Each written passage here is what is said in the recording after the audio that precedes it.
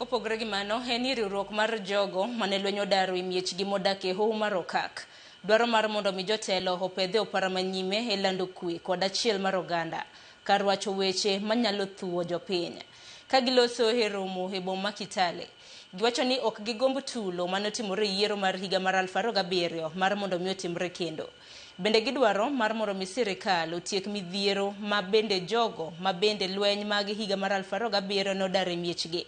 Kachiel gikonyo jopiny mane yudo lal kata hinyruok e kinde ng'anyo mag rowere ma bende idendo kaka Gen Z ma bende notime higa mar 2024. Sasa ni mipango iko. Na mimi ni wakati huu baada ya serikali kufidia our agencies, sasa ni wakati wetu sisi waathiriwa ambao tumewahi kupoteza mengi kwa ajili ya machafuko ya baada ya uchaguzi.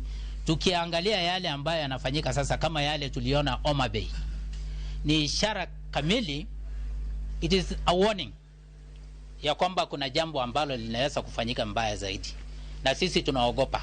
Tumeteseka, hatuna mbele na nyuma, hatuna mahali pa kuishi, watoto hawasomi, tunalala njaa, hata makao, hata nini. Rais wetu tukumbuke.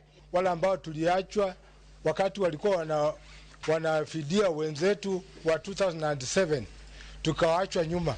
Kwa hivyo sasa hizi bado tunahitaji, ikiwezekana, rais utuangalie wale ambao tulikuwa tumebakia, ili nasi utukumbuke.